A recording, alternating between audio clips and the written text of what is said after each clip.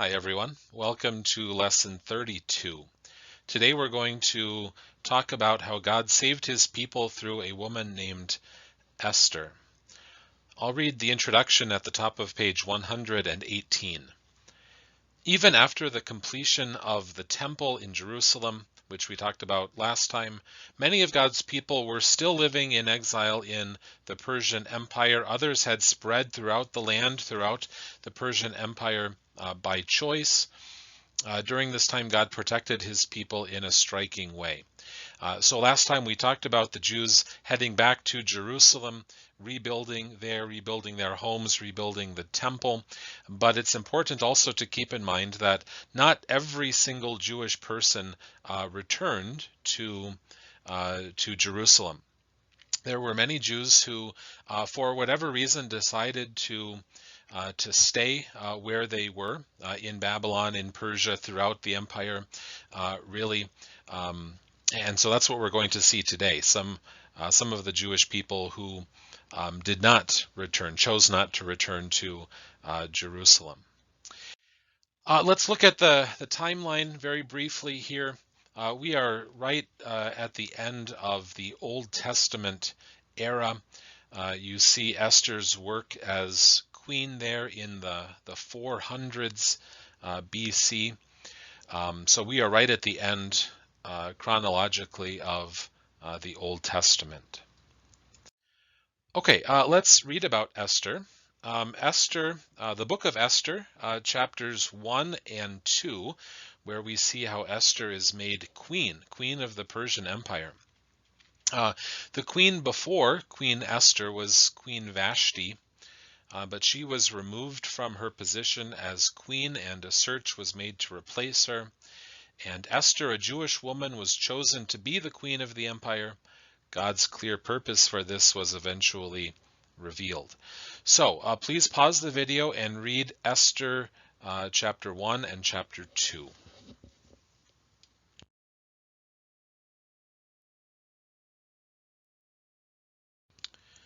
Okay, let's go to the questions. Question number 1.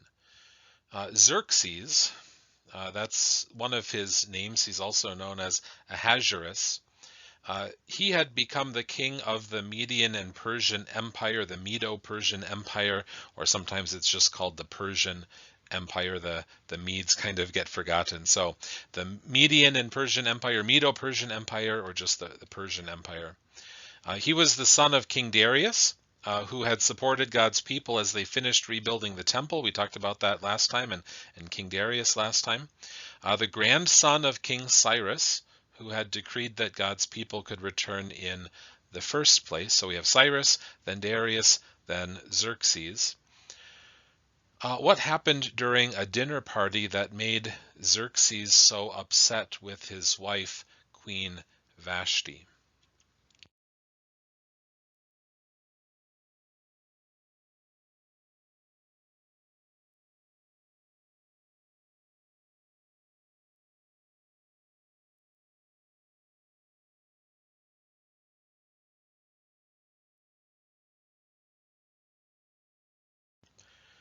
So what happened that made King Xerxes so upset with his wife? And this is kind of a shameful incident here, but Xerxes, he apparently he liked his banquets, he liked his parties, and he had a party that lasted basically for half a year. And right at the end of this, 6 months of partying, Xerxes is feeling good because he's had too much to drink, and he sends a command that Queen Vashti is supposed to come to the party and to show off her beauty. And reading between the lines here, to show herself off in an inappropriate way. And she refuses to do that, and rightly so. To her credit, she says, no, I'm not going to go along with this. And that causes Xerxes to be upset. If she is going to disobey me, then that's going to cause all sorts of problems throughout the empire. I can't let that happen, so he gets rid of her. Number 2, after Queen Vashti was removed from her position as queen, what did Xerxes do to find a replacement?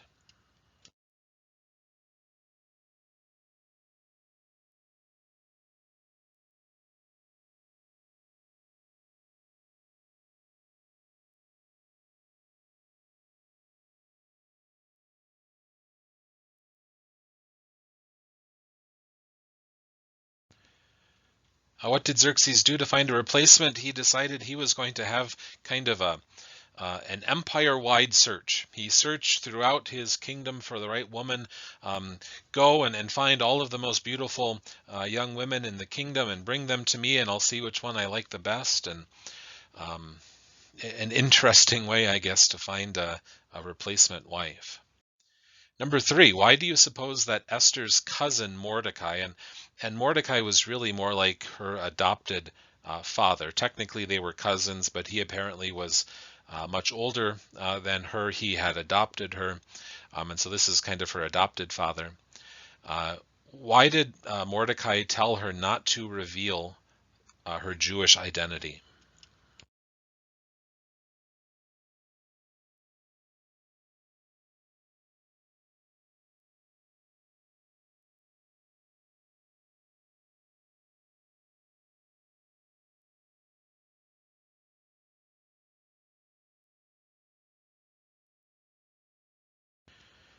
Why did Mordecai tell Esther not to reveal that she was Jewish? Well, because they were essentially foreigners, outsiders, living in the city of Susa, which was the capital of the Persian Empire. And Mordecai was afraid that she would have been persecuted, mistreated, looked down on because she was a foreigner, an outsider. It was easier just to pretend that you were a Persian, that you belonged there. That sort of idea. Number 4, what was the result of Xerxes' extensive beauty pageant?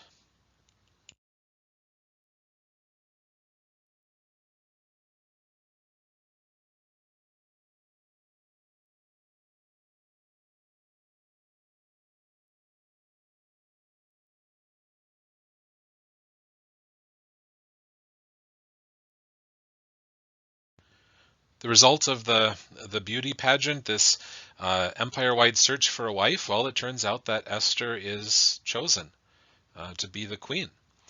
She obviously impresses Xerxes, and he chooses her. So she becomes his wife, becomes the queen of the Persian Empire. Number 5, what conspiracy did Mordecai uncover and prevent?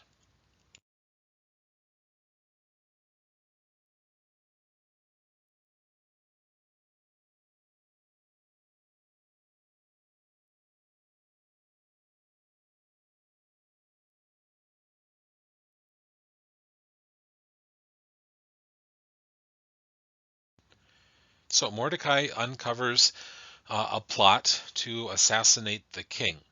A couple of the king's servants, guards, are unhappy with him for whatever reason, and they're talking about coming up with a plan to get rid of him. Mordecai just happens to overhear this and reports it through Esther, and so this plot is uncovered, and that'll be important later. Remember this. Okay, let's keep going with the story then. Esther chapters 3 and 4, where a guy named Haman seeks to eradicate the Jewish people. One of the king's nobles, really the most powerful of the king's nobles and advisors, a guy named Haman, wanted to destroy all of the Jewish people because he felt that Mordecai had been rude to him. So let's read about this guy Haman and his plan. Please pause the video, read Esther 3 and 4.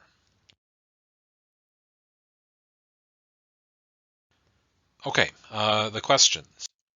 Question number 6. Because Mordecai had refused to bow down to honor Haman, what did Haman do?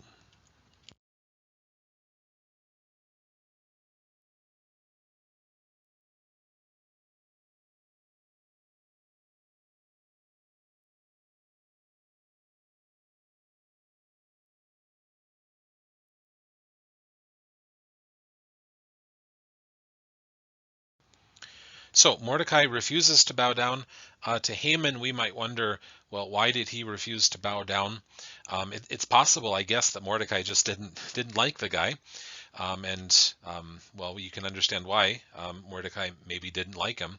But probably more likely it's because it wasn't just bowing down to honor Haman as a man, but probably the idea was that you bow down to honor him as a god. That's sort of an idea. And this was very common back in those days to consider the leaders, the king or the king's nobles and advisors, sort of as divine or semi-divine. They have a close connection to the gods, and so you bow down to worship them, not just to show honor to the leaders, but really to worship them as gods. And so probably Mordecai refuses because he doesn't want to commit idolatry. He is a Jew. He believes in the one true God. He is not to bow down and worship anyone or anything else. And so he refuses to do this, to bow down to honor/worship Haman. And so Haman is upset about this, and he decides it's not enough just to kill Mordecai and get rid of him. But he figures this really is a problem with all the Jews. And so he is going to come up with a plan to get rid of them all. Number 7, what was Haman's strategy to carry out his plan?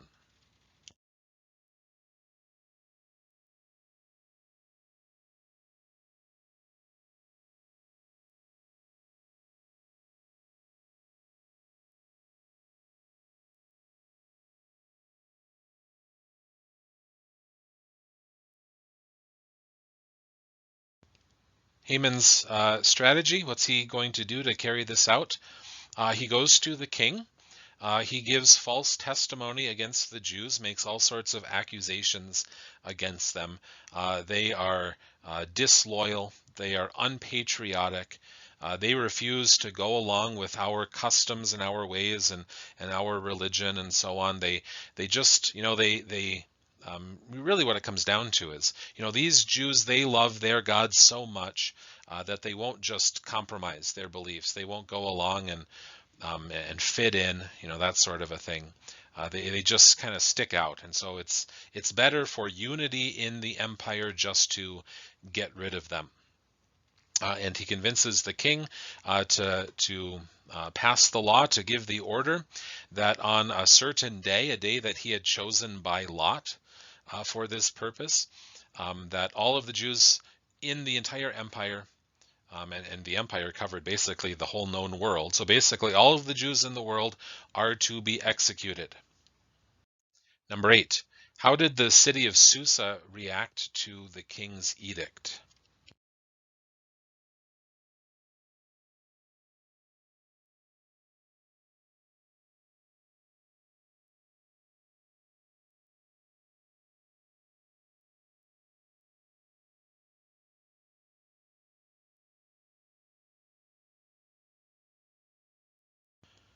How did the city of Susa react to this edict, this command that in the 12th month all of the Jews were to be executed?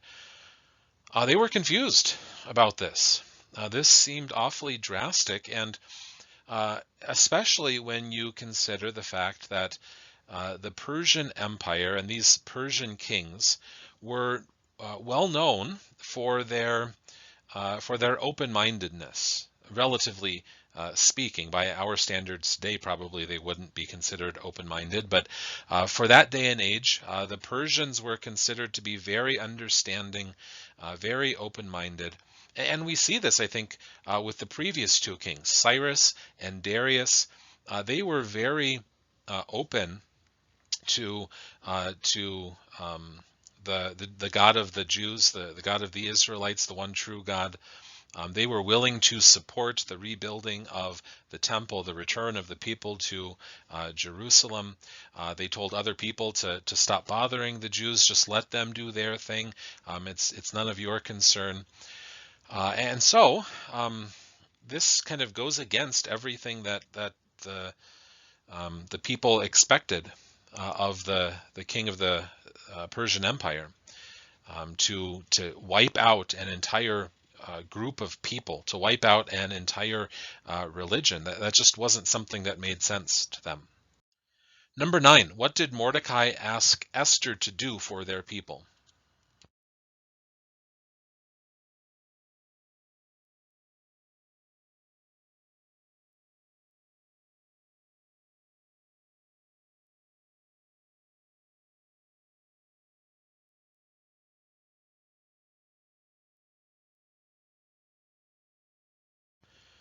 So Mordecai isn't allowed to actually go into the palace, but they send messengers back and forth. And Mordecai asks Esther, please go to the king, explain the situation, beg for his mercy. You need to do something to change the king's mind, to save our people, the Jews. But number 10, what challenge faced Esther if she decided to do what Mordecai asked?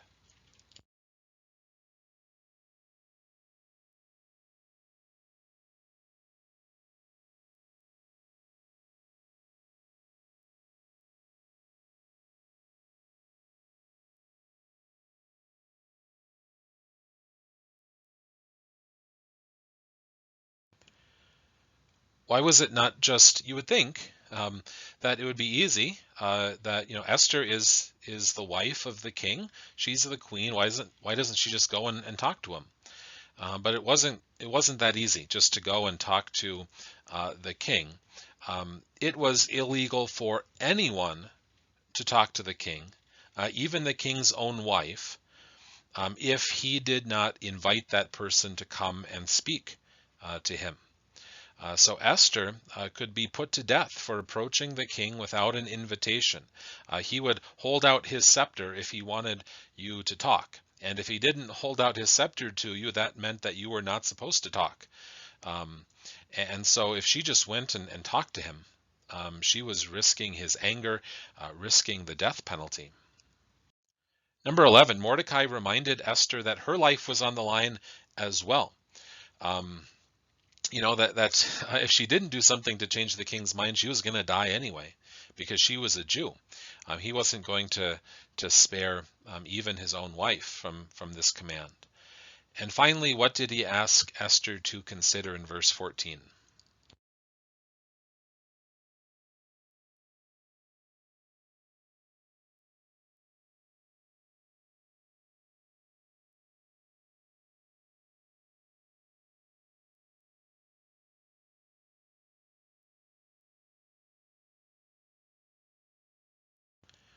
What does Mordecai ask Esther to think about?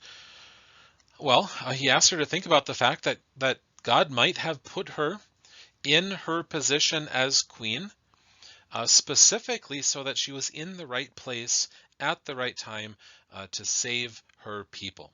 He says, Esther, maybe this is the whole point of you being the queen. Maybe this is why the one true God has put you in this spot, so that you can go and talk to him, so that you can save the Jewish people. And he's exactly right. We'll see that.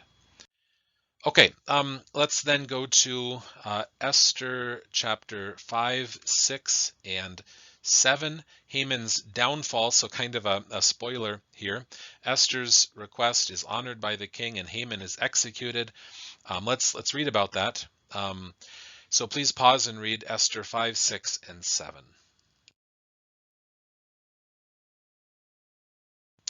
Okay, the questions for this section. Number 12, why do you suppose that Esther invited the king and Haman to a banquet twice? She goes to him and he says, what do you want? And she says, come to a banquet. And then at the banquet, what do you want? And she says, come to another banquet. Why do you think she does it this way?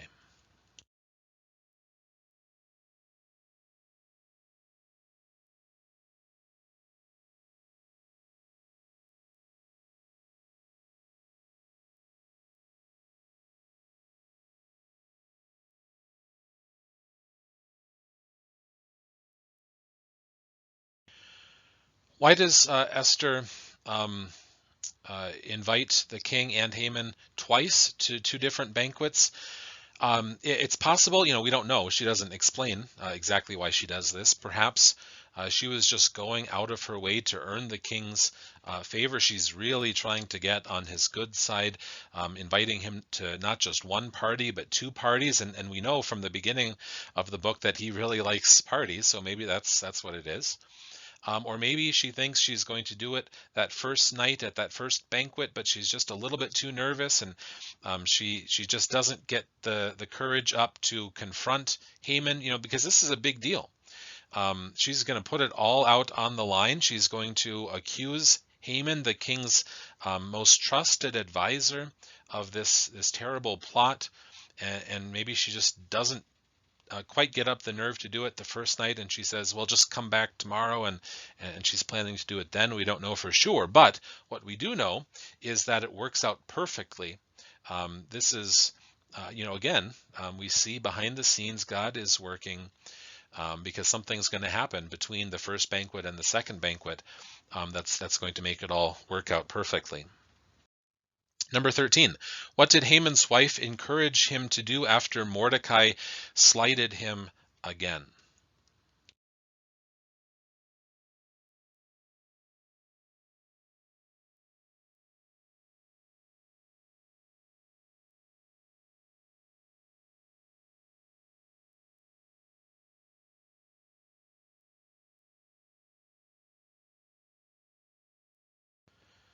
All right, so Haman goes home from the first banquet.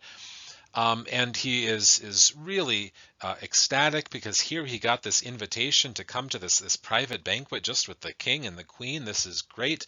But as he's leaving, there's Mordecai, and Mordecai once again disrespects him, at least in his mind, and he is now upset. He goes and complains to his wife, right? Things are going great, but I just can't get this guy Mordecai out of my head. I can't believe how disrespectful he is. What am I going to do about this? And Haman's wife says, well, why don't you just get rid of him? Why don't you just put him to death?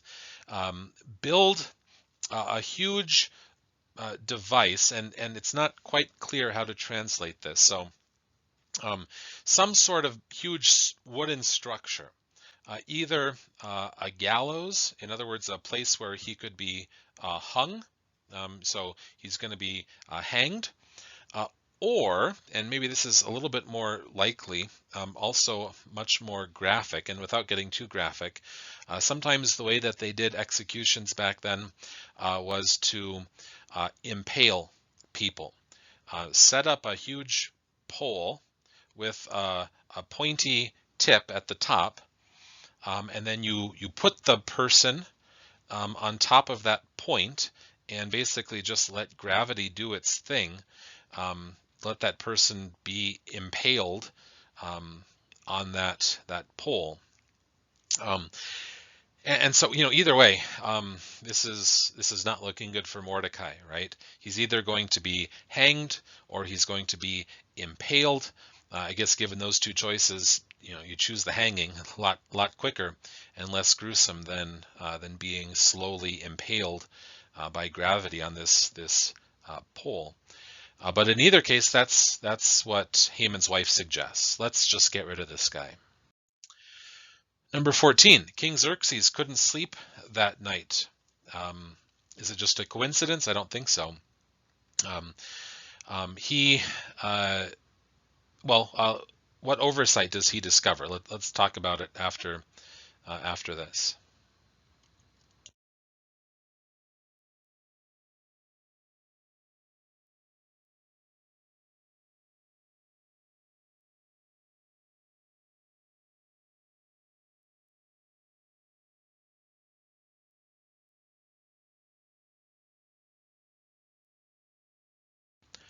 Okay, so King Xerxes couldn't sleep that night. God makes sure that he can't sleep that night, and so King Xerxes, he's quite a character. He can't sleep, and so he says, well, what am I going to do? Someone come and read to me all of the cool things that have happened during my reign. Just come in and read to me all of the great things that I've done, which I guess is what kings do when they can't sleep at night. And as someone is reading to him about all of these events that have taken place during his reign, he recognizes that nothing had been done to honor Mordecai for stopping the assassination plot. It's been quite a while since that plot was foiled. And so this is part of what is being read to him. And then in this year, there was an assassination plot that you, O great King Xerxes, uncovered, and so on. And Xerxes says, oh yeah, I remember that. Mordecai helped me with that. Whatever happened to Mordecai? Did we do something to honor him? Do we send him a thank you card or anything? And they say, no, we never did anything to thank Mordecai. And this is just a great scene here. Number 15, the next morning, why did Haman go to see the king?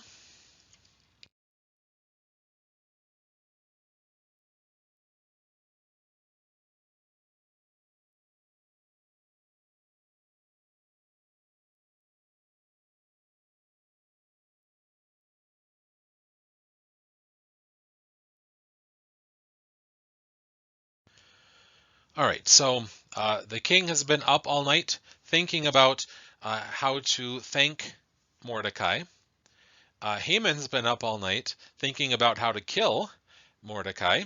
And then Haman goes to see the king first thing in the morning, and Haman is going to ask the king to execute Mordecai. There's this troublemaker Mordecai, we have to execute him. 16, the king says, "Oh, Haman, just the person I wanted to see. I have a really important question for you. There is this guy. He's a great guy, and we need to do something to honor him. Haman, you're my most trusted advisor. What do you think that I should do to honor someone?" And what error in judgment did Haman make?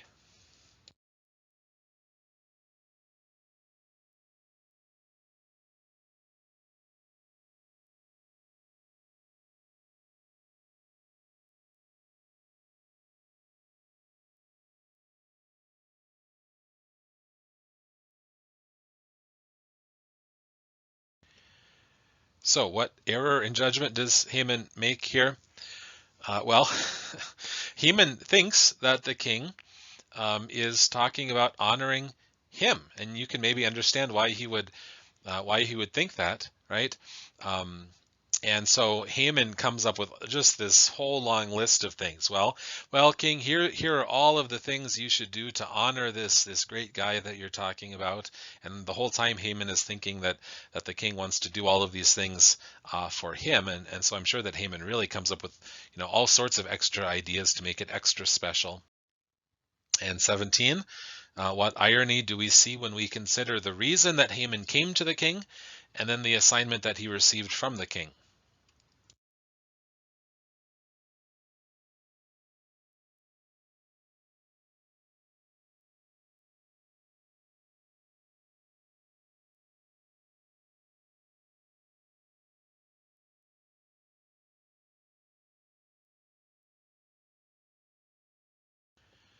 So Haman goes to the king to request that Mordecai be killed, and then he ends up leaving with an order to honor Mordecai, to arrange a huge parade for Mordecai through the streets of the city.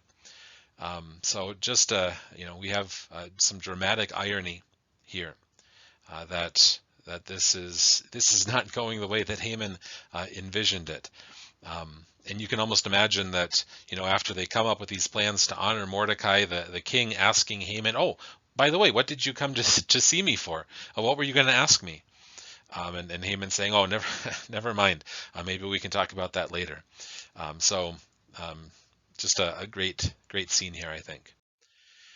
And 18, that evening, at the second banquet, Esther revealed, finally, that Haman was trying to wipe out her people. How did the king respond?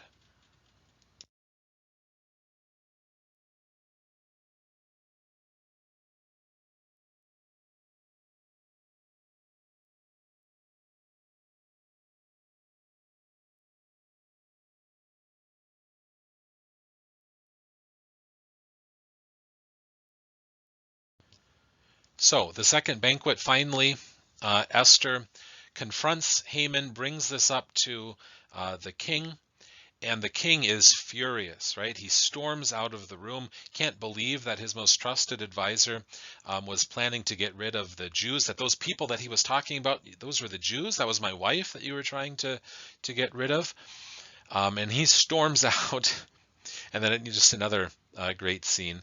Haman realizes that he is in trouble here, and so he is going to beg the queen to have mercy. Never mind, I didn't mean it. I'll take whatever. Just spare me.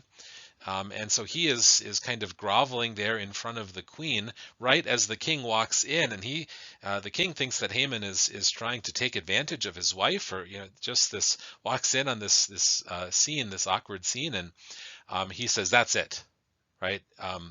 Haman, you are the one who's going to be executed."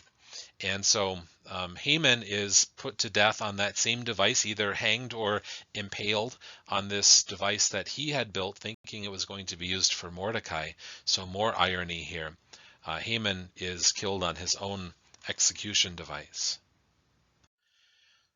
All right, and then chapters 8 and 9, God's people are saved. Haman's wicked plan wouldn't succeed, so he's out of the picture, but his plan is still in effect. But again, spoiler alert, when he died, his evil intent died with him. Please pause and read Esther 8 and 9.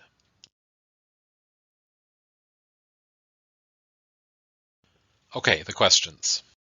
Question 19. Esther and Mordecai had to come up with a clever plan. The king says to them, you can, figure this out. You can send out a letter and have it say whatever you want to.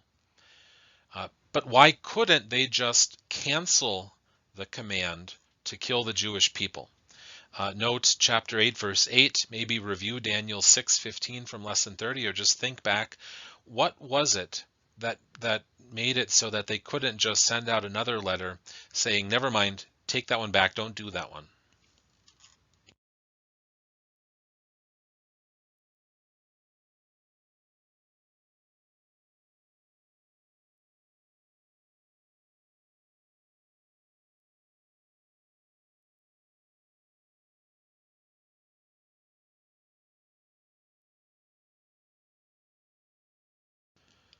So why couldn't they just take back the previous command? Well, as we talked about with Daniel, in the Persian Empire, the law of the king could not be repealed, could not be changed. That's why Daniel had to be thrown into the lion's den, because the king could not change his command.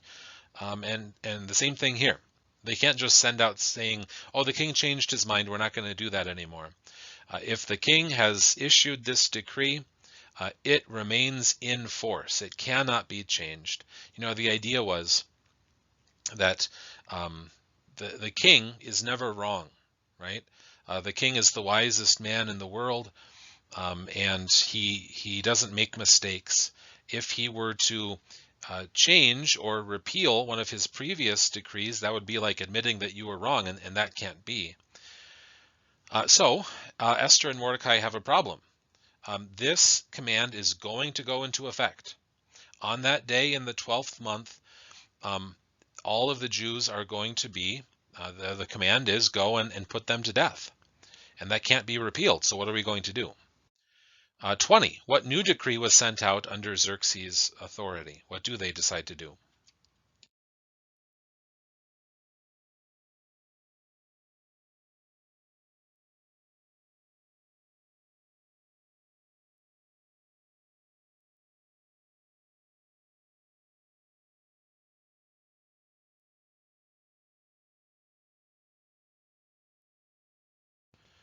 What new decree gets sent out?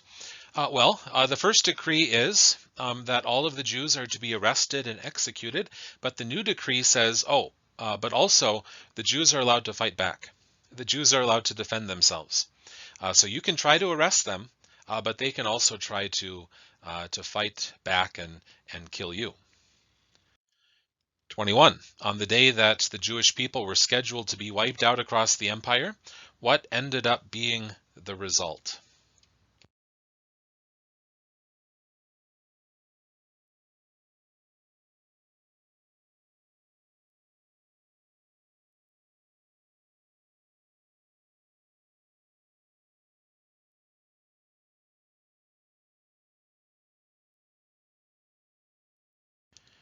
So what's the result? The Jews end up defeating their enemies across the empire. I'm sure there were probably some places across the empire where people said, well, we have this decree that we're supposed to go arrest the Jews, but also a decree that they're allowed to fight us. So let's let's just forget about it. We're not going to even try to go and get them. But in the places where people wanted to go and arrest and execute the Jews fought back, and the Jews ended up defeating their enemies. So all of the people across the empire who hated the Jews the most, they were all in one day killed, wiped out. So this is a great day for the Jews. All of their enemies reveal themselves and then are killed. 22. This event is very important for us too, even though we might not be Jewish and might not regularly celebrate the festival of Purim. The Jews still do celebrate the festival of Purim. If Haman's plan had actually been carried out, what great promise of God would have been in jeopardy? Why does this matter for us too?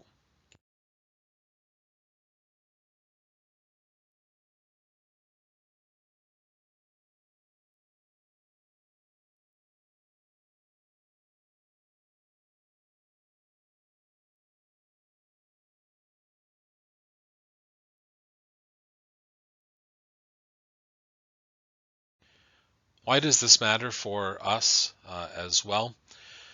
Because if the Jews had been wiped out, that would have meant that the promise of God to send a Savior through the Jews would have been wiped out, and God's plans and promises would have failed. The promise of a Savior, the line of the Savior, a descendant of Abraham, Isaac, and Jacob, and David, and Solomon, and so on. The line of the Savior would have been ended.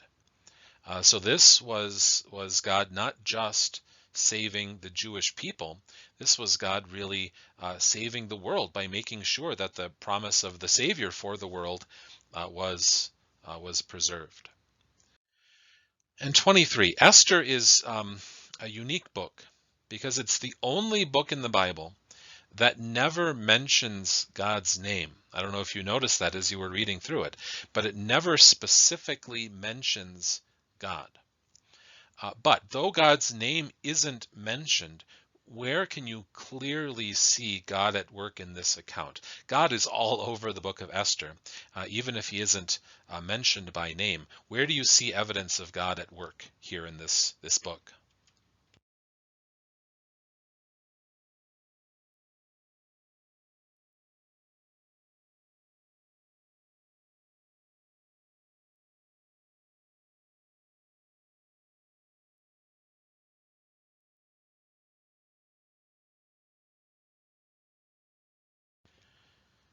How do you see God at work here? Like I said, we see God at work all over the book of Esther, perfectly arranging all of these events so that his people would be saved. And just think about all of the things that had to line up, right? God makes sure that Esther, a Jewish woman, becomes the queen of the Persian Empire, makes sure that Mordecai is the one who overhears about this assassination plot, so that the king owes him one later on, arranges things so that the king isn't able to sleep on that particular night, and on that particular night just happens to be reminded about Mordecai, so that he honors and trusts Mordecai. All of these things that happen exactly right. The timing, the placement, everyone is exactly in the right place at the right time to make sure that things happen this way, so that the Jewish people are saved, but more importantly even than that, so that the promise of the Savior is preserved. Okay, key questions. Question A, how did God protect his people through Esther? He put her in the right place at the right time to save the Jews. And B, how did God protect us through Esther as well? God's promise of a Savior was also kept alive. Okay, a little bit lighter assignment here for this lesson, no memory work. I'm sure that you are all very disappointed to hear that, but please be able to answer the key questions for lesson 32. that will do it for this lesson. As always, please be sure to get in touch with me if you have any questions. But otherwise, have a wonderful day and God's blessings to all of you.